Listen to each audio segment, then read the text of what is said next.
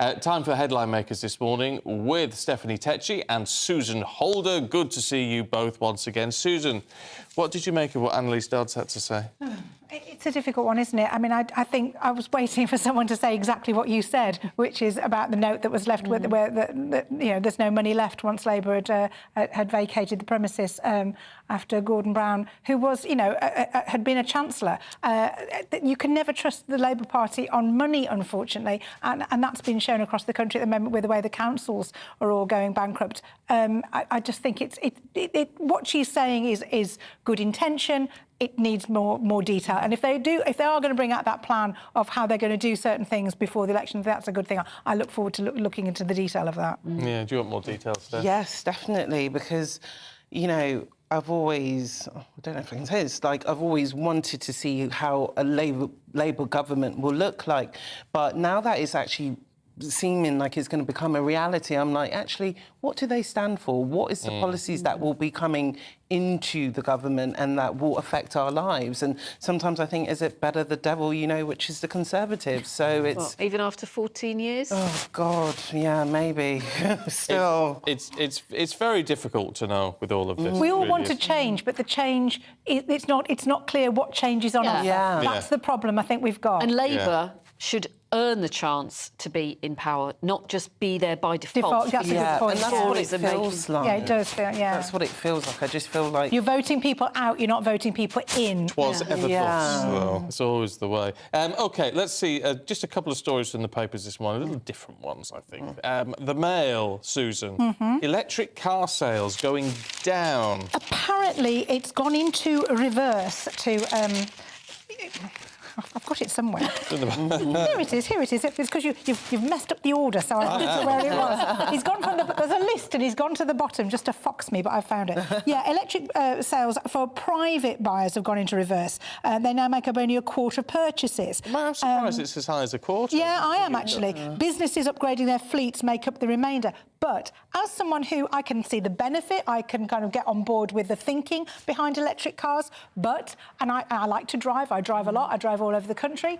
I'm not convinced about the whole electric car thing. I don't understand how it would work. I don't understand where I would charge. I don't understand what would happen if I was on a long journey and I couldn't get there. I don't understand what would happen if I was stuck in traffic. I think a lot of people are convinced by the electric car. What they're not convinced by, Stephanie, is the infrastructure being good enough. I feel like a bit like a deer in headlights when I think about electric cars, because I know it's the future, but I think there's still a lot of education that needs to go about how it works for drivers and stuff like that. And I think people like using what they know, rather than moving to something else. And I do wonder as well, you do also read headlines sometimes about the fact that, yes, it makes sense in some ways, electric rather than using oil-based fuel, but then the actual manufacture of the electric cars when you weigh it all up in the contribution to the yes, there is a debate about battery production and all that sort of thing, Well, but it's got to be ironed out one way or another. I'd love an electric car. I like the idea of a clean, fancy car like that, but it's range. You would, but I was going to say, if it petered out halfway to work in the morning, you wouldn't like it quite so much, then. I went up to the Lake District with some friends the other week in my friend's electric car. Lovely car, but we had to stop to recharge. And we were at a motorway services near Manchester, and we were stuck there for 2 hours. There was only three charging points, I think it was, and they were slow. And honestly, I was just triggered by this app where you're just watching it tick up slowly. 60%, 61%, 62%, 63%. No. It killed me. It's one of those improvements that doesn't make things any better, is it? For the consumer, anyway. For the consumer, Well, we've got what's most important here. The thing is, it will improve. So all these technologies will improve.